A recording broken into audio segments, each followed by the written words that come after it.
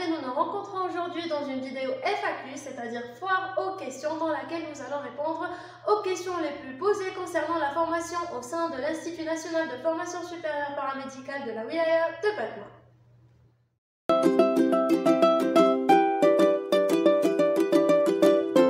Commençons donc par les premières questions concernant les spécialités enseignées au niveau de l'Institut.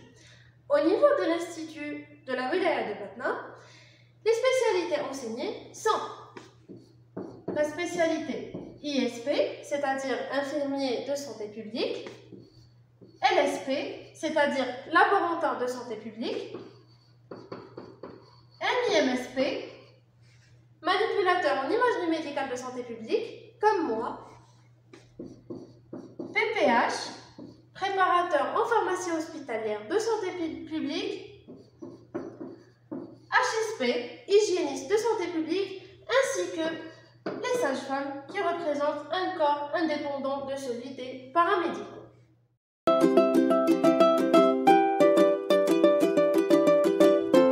Deuxièmement, la durée de formation.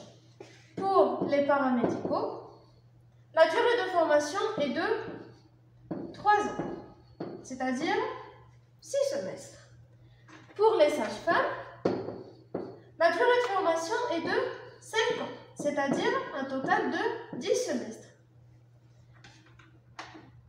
Ces formations-là s'achèvent par l'obtention, bien sûr, d'un diplôme. Pour les paramédicaux, il s'agit d'une licence professionnalisante. Pour les sages-femmes, leur diplôme s'appelle le MCIN.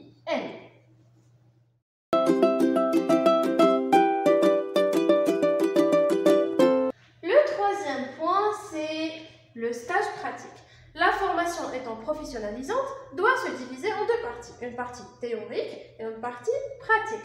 Pour la pratique, en première année, le stage se fait en fin d'année, entre le mois de juin et le mois de juillet. Ça s'appelle un stage d'introduction à la vie hospitalière, pour que l'étudiant puisse découvrir à peu près à quoi ça ressemble le travail au sein d'un institut ou bien d'un établissement de santé publique.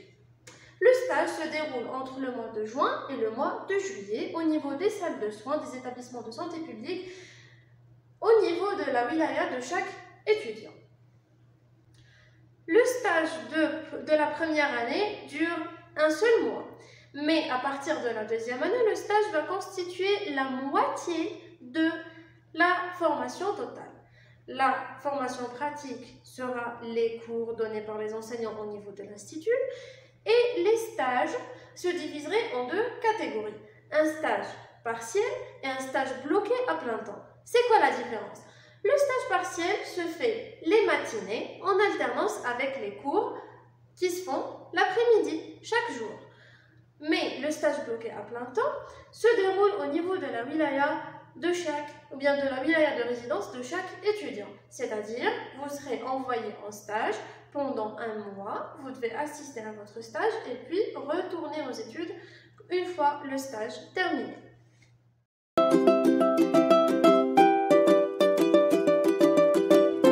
Quatrième point, les modules. Les modules sont classés sous 4 catégories ou bien sous 4 unités d'enseignement.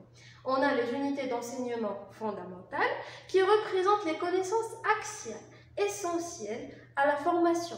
C'est ce qui est impératif à savoir.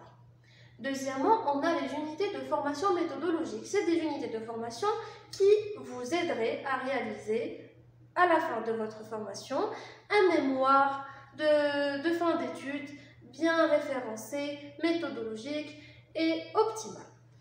Les unités de formation transversale et les unités de formation découverte, représentent un bagage, un acquis supplémentaire, additionnel à votre formation qui vous permettrait de perfectionner ce que vous connaissez, d'aller plus loin dans vos recherches, d'élargir vos connaissances, comme la remédiation linguistique en anglais, en français, l'informatique, les statistiques, tout ce qui vous permettrait d'être plus parfait dans ce que vous savez. Pour les unités de formation fondamentale, ces unités-là ne sont pas les mêmes pour tout le monde. Ces unités diffèrent de spécialité en spécialité. Par exemple, pour moi, qui suis manette radio, les unités de formation, bien d'enseignement fondamental pour moi, sont tout ce qui est imagerie médicale, tout ce qui est radiographie standard, exploration TDM, anatomie, sémiologie de l'image. C'est ce que je dois savoir pour mon métier, pour ma profession.